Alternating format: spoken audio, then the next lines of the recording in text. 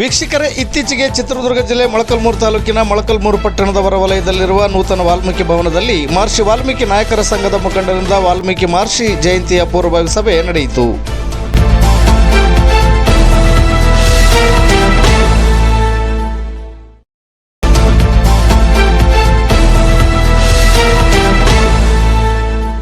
ವಾಲ್ಮೀಕಿ ಸಂಘದ ಅಧ್ಯಕ್ಷರಾದ ಜಗಳೂರಯ್ಯ ಮಾತನಾಡಿ, ಮೊಳಕಾಲ್ಮೂರು ತಾಲೂಕಿನಲ್ಲಿ ಅತ್ಯಂತ ಹೆಚ್ಚಾಗಿರುವ ವಾಲ್ಮೀಕಿ ಜನಾಂಗದವರಿದ್ದು ಮುಂಬರುವ ವಾಲ್ಮೀಕಿ ಜಯಂತಿಯನ್ನು ಅತ್ಯಂತ ಸಂಭ್ರಮದಿಂದ ಆಚರಣೆ ಮಾಡಬೇಕು ಎಂದು ತಿಳಿಸಿದರು.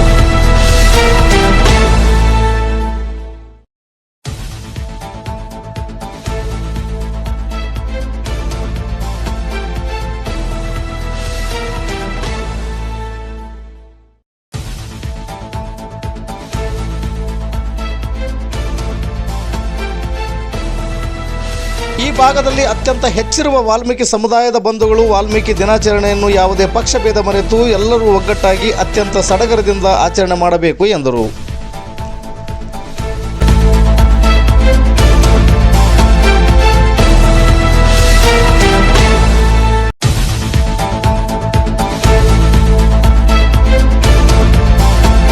ಅವರು ಮುಂದುವರೆದು ಮಾತನಾಡಿ, ವಾಲ್ಮೀಕಿ ಭವನ ಕಟ್ಟಡದ ಕೆಲಸ ಬಹುತೇಕ ಪೂರ್ಣಗೊಂಡಿದ್ದು ಇನ್ನು ಹೊರಗಡೆ ಕೆಲಸವಿದ್ದು ಸುಮಾರು 2 ಕೋಟಿ ಹಣ ಬೇಕಾಗಬಹುದು. ಅದನ್ನು ಹೇಗೆ ಹೊಂದಿಸಬೇಕು ಎಂದು ಸಂಘದಲ್ಲಿ ಚರ್ಚೆ ಆಯಿತು.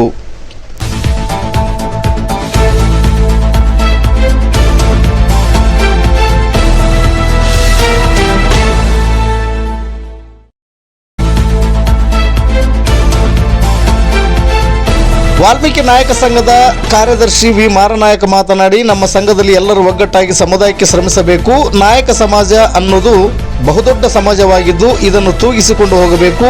ವಾಲ್ಮೀಕಿ ಸಂಘದಲ್ಲಿ ಮತ್ತೊಂದು ಸಂಘ ಕಟ್ಟಿಕೊಂಡಿದೆ, ಅದರ ಬಗ್ಗೆ ನಾವು ತಲೆಕೆಡಿಸಿಕೊಳ್ಳುವುದು ಮತ್ತು ಮಾತನಾಡುವುದು ಬೇಡ.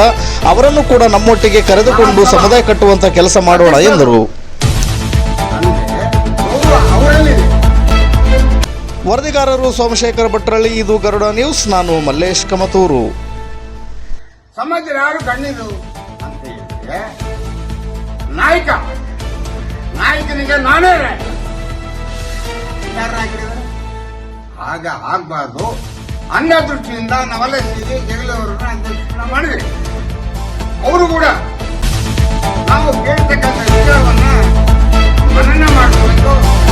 ಅವರಿಗೆ ವ್ಯಾಖ್ಯೆ ಮತ್ತು ಶಕ್ತಿ ಅವರಲ್ಲಿದೆ. ಇದೆಲ್ಲ ಮಾಡಬೇಕಾದ್ರೆ ಅವ್ರಿಗೆ ನಾವೆಲ್ಲ ನಿರ್ದೇಶಕರು ಶಕ್ತಿಯನ್ನು ತುಂಬಬೇಕಾಗ್ತದೆ. ವಿಚಾರ ಇಷ್ಟೇ ಇದೆಲ್ಲ ನಾವಾಗಲೇ ಮಾಡಿದ್ವಿ. 2013ರಿಂದ ಈ ಭವನವನ್ನ ಮಾಡಬೇಕಂದಾಗ ಅಧ್ಯಕ್ಷ ಉಪಾಧ್ಯಕ್ಷ ಇಮಿಡಿಯೇಟ್ ಆಗಿ ಯಾರು ಸೇರಿಸಿ ತಿಪ್ಪೇಸ್ವಾಮಿ ನಾವೆಲ್ಲ ಸೇರಿ ಮಾಡಿದ್ವಿ. ಈ ಬಿಲ್ಡಿಂಗ್ ಆಗಿದೆ. ಆದರೆ ಈ ಬಿಲ್ಡಿಂಗ್ ಆದ ತಕ್ಷಣಕ್ಕೆ ಇನ್ನೂ ಓಪನ್ ಆಗಿಲ್ಲ. ಎರಡು ತೋಟಗಳು ಬಂದು ಯಾರು ತಗೊಂಡಂಗಿಲ್ಲ. ಅಧ್ಯಕ್ಷ ಆಗಿ ಕಾರ್ಯದರ್ಶಿ ಖಜಾಂಚಿಗೆ ನಮ್ಮ ಹಾಕೊಂಡು ಯಾವ ದುಡ್ಡು ಬಂದಿಲ್ಲ. ಇದು ಅಫ್ಸಲ್ ಮಾಡ್ತಕ್ಕಂಥ ಕಾರ್ಯಕ್ರಮ, ಅಫ್ಸಲ್ ಮಾಡ್ತಕ್ಕಂಥ ಒಂದು ವ್ಯವಸ್ಥೆ, ರೀತಿ ನೀತಿ, ಅದರ ಅಡಿಯಲ್ಲಿ ಈ ಭವನ ಆಗಿದೆ. ತಿಪ್ಪಾರೆಡ್ಡಿ ಆಗಿ ಎಲ್ಲ ಏನು ಇದಾರೋ ಅವತ್ತಿನ ದಿವಸ ಎಲ್ಲ ಸೇರಿ ಕೊಡಬೇಕಂತ ಒಕ್ಕಲಿಂದ ಕೊಟ್ಟರು. ಶಂಕುಸ್ಥಾಪನೆ ಮಾಡಿಕೊಂಡ್ವಿ. ಇದೆಲ್ಲ ಬಂದು ತಿಪ್ಪೇಸ್ವಾಮಿ ನಾವು ಪಾಯ ಒತ್ತಲಾಡಿ ಸ್ಟೇಜಿಗೆ ಬಂತು. ದುಡ್ಡೆಲ್ಲ ಪೂರ್ತಿ ಬಂತು.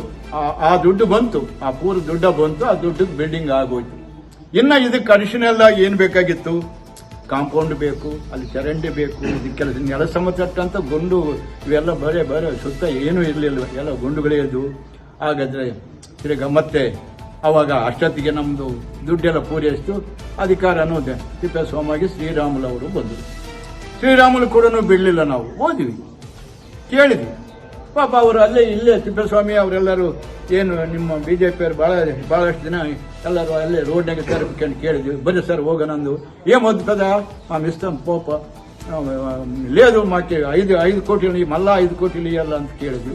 ಇಲ್ಲ ಎಷ್ಟು ಬೇಕು ನಾನು ಕೊಡ್ತೀನಿ ಹೇಳ್ರಿ, 1-2-3 ಕೋಟಿ ಕೊಡ್ತೀನಿ ಅಂತಂದು 2 ಕೋಟಿ ಸ್ಯಾಂಕ್ಷನ್ ಮಾಡಿದ್ವಿ. 2 ಕೋಟಿ ದುಡ್ಡಿನಲ್ಲಿ 1 ಕೋಟಿ ದುಡ್ಡು ರಿಲೀಸ್ ಆಯ್ತು. ಅಷ್ಟೊತ್ತಿಗೆ ಏನೋ ಒಂದು ನಿಕ್ಕಟ್ಟು ಸಿಕ್ಕಂತು. ಅದು ಇನ್ನೂ 1 ಕೋಟಿ ಬಂದಿಲ್ಲ. ಆ 1 ಕೋಟಿನಲ್ಲಿ ಸುತ್ತ ಕಾಂಪೌಂಡು, ಇಲ್ಲೊಂದು ಚರಂಡಿ ನೀರು ಹೋಗೋಕ್ಕೆ, ಸ್ವಲ್ಪ ನೆಲ ಸಮತಟ್ಟು, ಅದೊಂದು ಇದು ಗುರು ಯಾವುದು ದೇವಸ್ಥಾನ ಇಷ್ಟೆಲ್ಲ ಆಗಿದೆ. ಇನ್ನೂ ಬೇಕೀಗ ಇನ್ನೂ 1 ಕೋಟಿ 2 ಕೋಟಿ ದುಡ್ಡು ಬೇಕು. ಅದನ್ನು ಕೂಡ ಮೊನ್ನೆ ನಮ್ಮ ಶಾಸಕರ ಗಮನಕ್ಕೂ ತಂದಿದ್ದೀವಿ. ಇತ್ತೀಚೆಗೆ ಬಂದಿರತಕ್ಕಂಥ ಶಾಸಕರು ಹೋದ ಸಾರಿನೇ ಕೇಳಿದ್ವಿ. ಆಯ್ತಪ್ಪ ದುಡ್ಡನ್ನು ನಾಗೇಂದ್ರಪ್ಪನಿಗೆ ಹೇಳಿ ಕೊಡಿಸ್ತೀವಿ ಅಂತ ಅವರು ಹೇಳಿದ್ರು. ನಾಗೇಂದ್ರಪ್ಪನ ಪರಿಸ್ಥಿತಿ ಹಿಂಗಾಯ್ತು. ಆಮೇಲೆ ಇವರು ಮೊನ್ನೆ ಈ ವಾರದಲ್ಲಿ ಅಥವಾ ನಾಳೆ ಈ ಮುಂದಿನ ವಾರದಲ್ಲಿ ಕರೀಬಹುದು. ಅವತ್ತಿನ ದಿವಸ ಪೂರ್ವಭಾವಿ ಸರ್ಕಾರಿ ಪೂರ್ವಭಾವಿ ಸಭೆಗೆ ತಾವೆಲ್ಲರೂ ಬರಬೇಕು.